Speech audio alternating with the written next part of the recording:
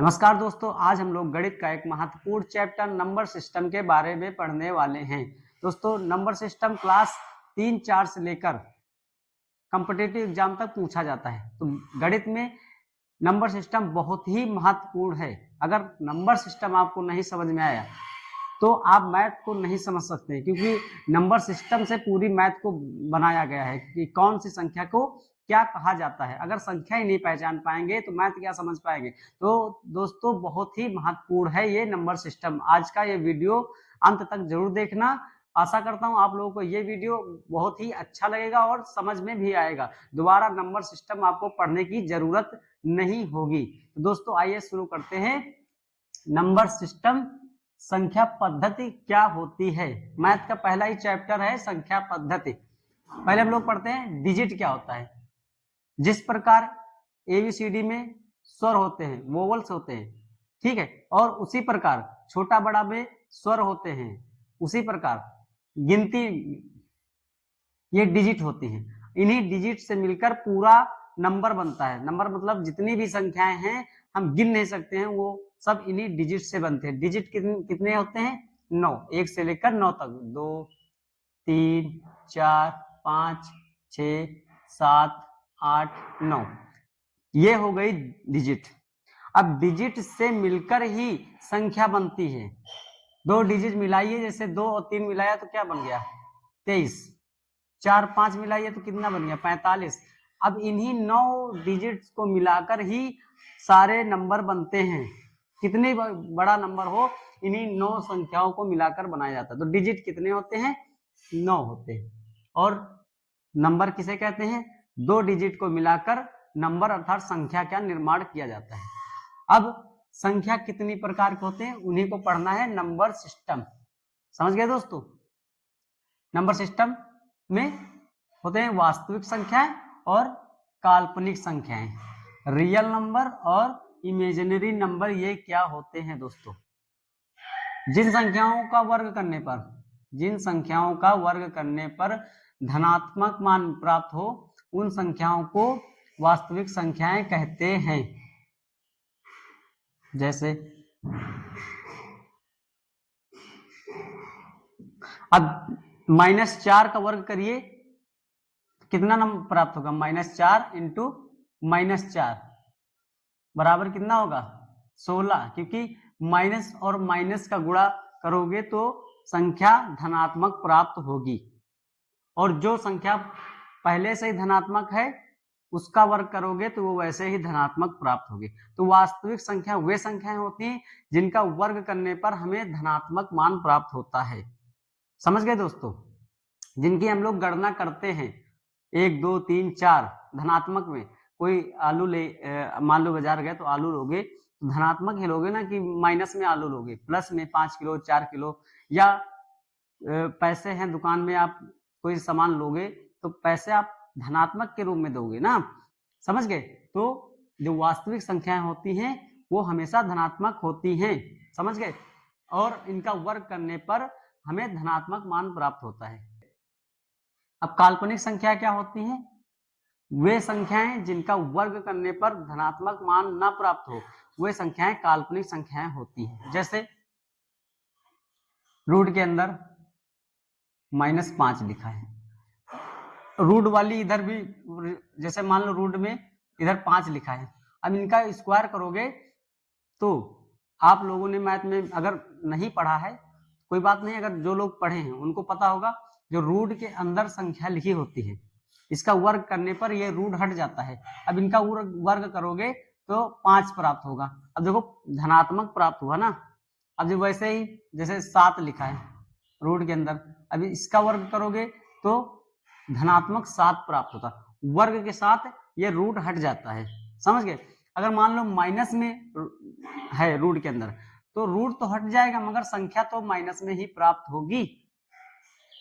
कोई भी संख्या हो, -6 ले लो, इसको भी आप वर्ग करेंगे तो -6 ही प्राप्त होगा। समझ गए दोस्तों? अब इधर आइए, जैसे मान लो यहां लिखा 9। अब 9 का वर्ग इसमें करने की जरूरत ही नहीं है, क्योंकि रूट के अंदर आप लोगों ने अगर बेसिक भी पढ़ा होगा तो 3 इंटू 3, एक 3 रूट के साथ चला जाता है और बाहर कितना निकलता है 3। तो ऐसी भी संख्याएं वास्तविक संख्याएं होती हैं, समझ गए। जिन संख्याओं का वर्ग करने पर धनात्मक मान प्राप्त हो वो वास्तविक संख्या है, और जिन संख्याओं का वर्ग करने पर धनात्मक मान प्राप्त ना हो उन संख्याओं को काल्पनिक संख्याएं कहते हैं। इनको आई से प्रदर्शित करते हैं और इनका मान हमेशा आई स्क्वायर बराबर -1 होता है।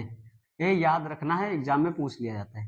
इनको दोस्तों हाई स्कूल के बाद पढ़ा जाता है, इंटर फर्स्ट ईयर में, तो इनको हम लोगों को अभी पढ़ने की जरूरत नहीं है। बेसिक मैथ हम लोग पढ़ रहे हैं तो अभी वास्तविक संख्या ही पढ़ेंगे, ठीक है। वास्तविक संख्याओं को दो पार्ट में डिवाइड कर दिया गया, परिमेय संख्या रैशनल नंबर और अपरिमेय संख्या इरैशनल नंबर। क्या होता है, जितनी भी परिमेय संख्याएं होती हैं, जैसे मान लो परिमेय संख्या किन्हें कहते हैं, P अपान Q के रूप में हो, जो संख्याएं P अपान Q के रूप में हो वो परिमेय संख्याएं होती हैं। जैसे 3/4, 5/6 और 2 -3/2 और 22/7, ये सभी क्या संख्या है, परिमेय संख्या है। देखो P अपान Q के रूप में है ना सारी संख्याएं। अब 2 के नीचे हमेशा 1 रहता है। अगर आप लोगों ने मैथ में थोड़ा भी बहुत पढ़ा होगा उसमें ध्यान देना कि किसी नंबर के आगे अगर कोई चिन्ह नहीं लगा है तो होगा धनात्मक, समझ गए ना। और किसी नंबर के नीचे अगर कोई संख्या नहीं लिखी, हमेशा याद रखना उसके नीचे 1 लगा होता है, मगर हम लोग लगाते नहीं। जैसे 5 लिखा है तो 5 के नीचे 1 लगा देंगे तो P अपान Q के रूप में हो गया, समझ गए। तो ये भी परिमेय संख्या है, समझ गए। जितने भी सिंगल नंबर होती वो भी परिमेय संख्या होती हैं, और P अपान Q के रूप में वाली तो परिमेय संख्या होती ही है। और हमेशा याद रखना ये बहुत ही महत्वपूर्ण है, Q का मान 0 नहीं होना चाहिए। Q का मान 0 नहीं होगा। अगर मान लो Q का मान 0 हो गया, Q का मान 0 हो गया तो 3/4 लिखा है, 4 का मान अगर 0 हो गया तो 0 का भाग अगर 3 में देंगे तो क्या ये भाग चला जाएगा, नहीं जाएगा, ये अपरिभाषित रहेगा, अपरिभाषित। हमेशा याद रखना Q का मान 0 नहीं होना चाहिए। अब अपरिमेय संख्या क्या होती है, जिन संख्याओं को हम P अपान Q के रूप में व्यक्त नहीं कर सकते हैं उनको अपरिमेय संख्या कहते हैं। जैसे पाई, पाई एक अपरिमेय संख्या है, मगर पाई का मान जो 22/7 होता है वो परिमेय संख्या होता है, ये याद रखना है, क्वेश्चन में पूछ लिया जाता है। जैसे √5, √5 क्या है, अपरिमेय संख्या है। 7/2, ये ऐसी संख्याएं अपरिमेय संख्या होती है, समझ गए। परिमेय संख्या और अपरिमेय संख्या क्या होती है, जिनको हम P अपान Q के रूप में व्यक्त कर सकते हैं वो परिमेय संख्या होती है, और जिनको हम P अपान Q के रूप में व्यक्त नहीं कर सकते वो अपरिमेय संख्या होती है, ठीक है। उसके बाद अब परिमेय संख्या के बारे में पढ़ते हैं। परिमेय संख्या को कितने भागों में बांटा गया है, ये सभी परिमेय संख्याएं होती हैं।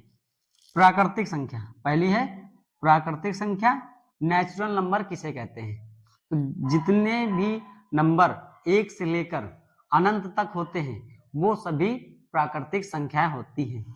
एग्जाम्पल 1, 2, 3, 4 ... अनंत तक। प्राकृतिक संख्या वे संख्याएं होती हैं जो 1 से लेकर अनंत तक हो, वो सभी प्राकृतिक संख्याएं होती हैं। उसके बाद पूर्ण संख्या किसे कहते हैं, पूर्ण संख्या वही प्राकृतिक संख्या ही है, बस आगे 0 लग जाता है।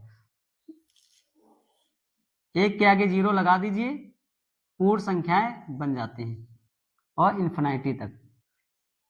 अगर पूछे क्या सारी प्राकृतिक संख्याएं पूर्ण संख्याएं होती हैं, एग्जाम में पूछता है जरूर दोस्तों, याद रखना, क्या सारी प्राकृतिक संख्याएं पूर्ण संख्याएं होती हैं, जी हाँ होती हैं, क्योंकि 0 इसमें अलग से लगता है, मगर सारी ये प्राकृतिक संख्या है।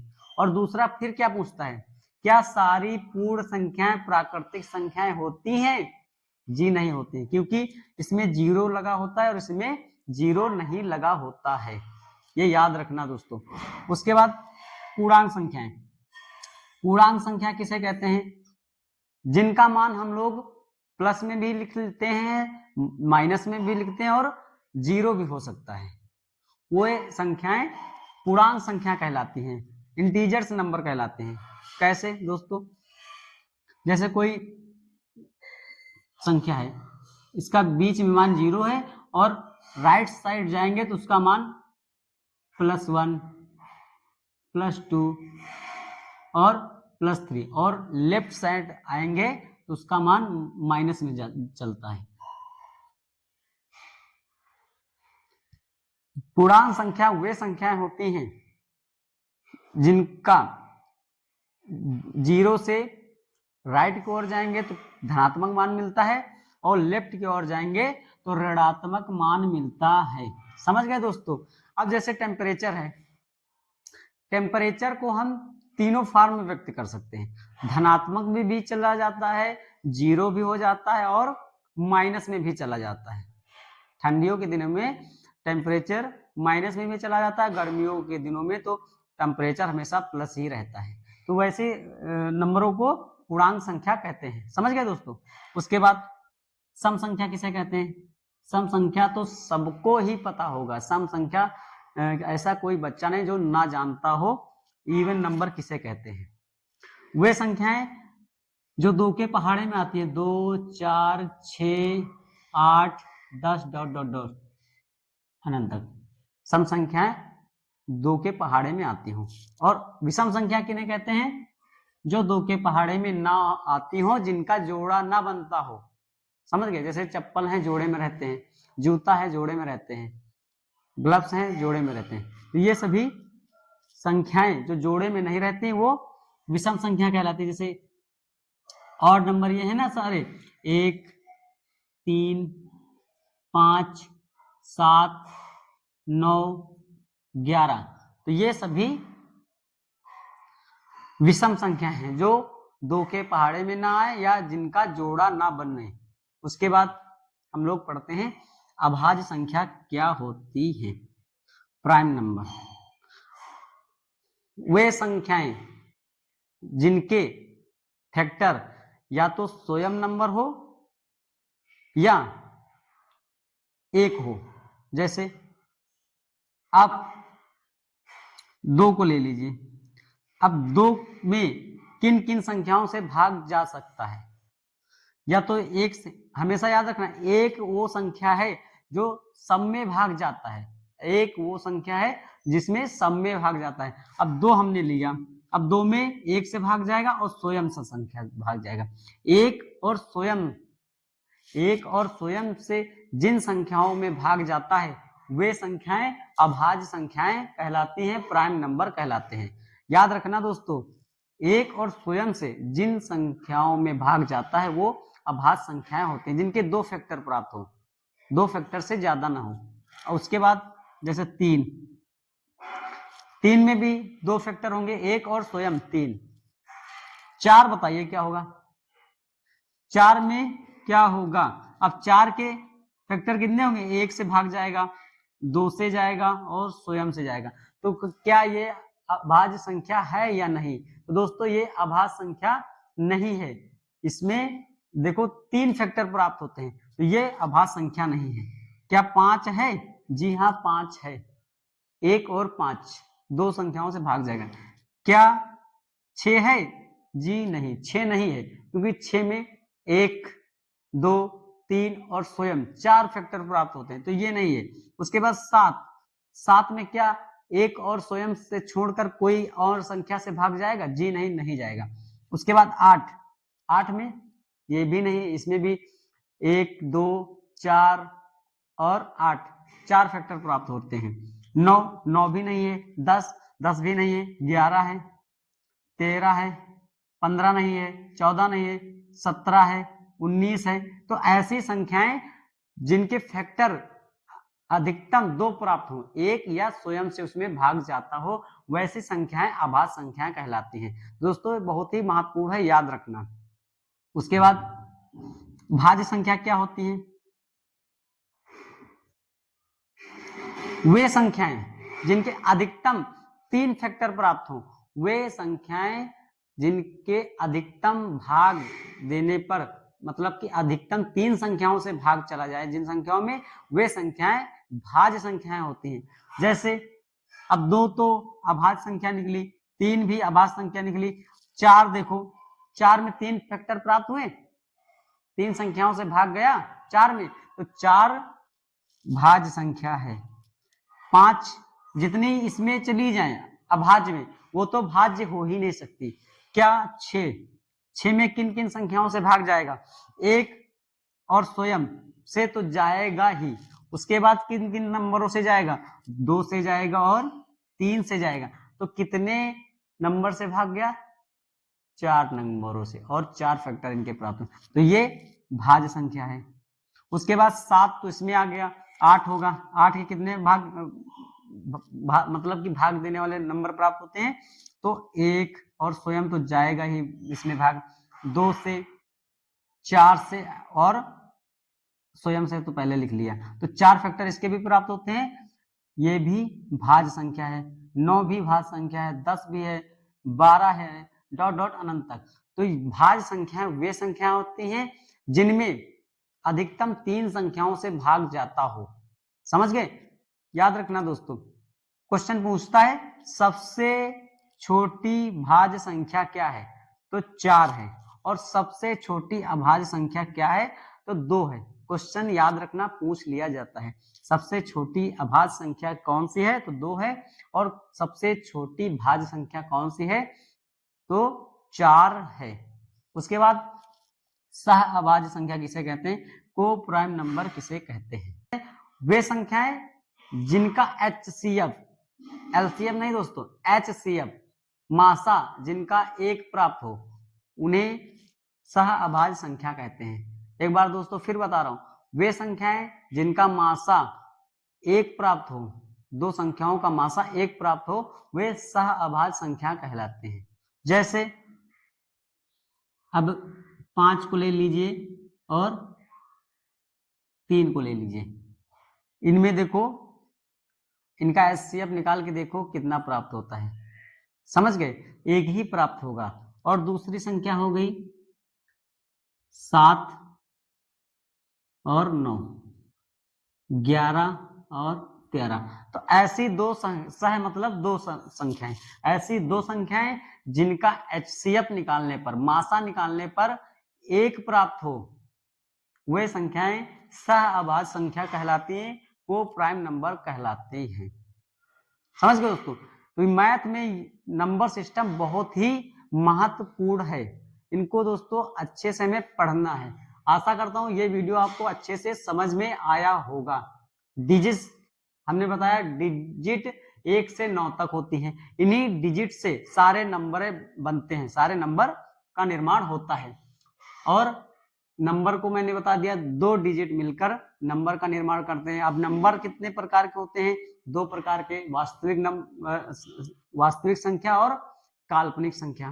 काल्पनिक संख्या को हमने बताया कि ये हाई स्कूल के बाद इंटर फर्स्ट ईयर में पढ़ा जाता है, तो इसको अभी हम लोग नहीं पढ़ेंगे। फिर वास्तविक संख्याएं वे संख्याएं जिनका वर्ग करने पर हमें धनात्मक मान प्राप्त होता हो, वे संख्याएं वास्तविक संख्याएं होती है। फिर वास्तविक संख्याओं को 2 पार्ट में पढ़ा जाता है, परिमेय संख्या और अपरिमेय संख्या, रेशनल नंबर और इरेशनल नंबर। इनका मान P/Q के रूप में लिखा जाता है, वे संख्याएं परिमेय संख्याएं होती हैं। और Q का मान 0 नहीं होना चाहिए। सबसे महत्वपूर्ण बात यही है, Q का मान 0 नहीं होना चाहिए। अगर Q का मान 0 हो गया तो वो संख्या अपरिभाषित होगी, जिसको हम लोग गणना नहीं कर सकते। समझ गए? इधर ये बात याद रखना है, परिमेय संख्या में पाई अपरिमेय संख्या होती है, मगर पाई का मान 22/7 परिमेय संख्या होता है। समझ गए? उसके बाद ये परिमेय संख्या के अंतर्गत प्राकृतिक संख्या पढ़ते हैं, पूर्ण संख्या पढ़ते हैं, पूर्णांक संख्या पढ़ते हैं, सम संख्या, विषम संख्या, अभाज्य संख्या, भाज्य संख्या और सह अभाज्य संख्याएं पढ़ते हैं। तो इतना आप लोगों को अच्छे से आशा करता हूँ समझ में आया होगा। समझ में आया तो लाइक कर देना, सब्सक्राइब कर देना। धन्यवाद दोस्तों।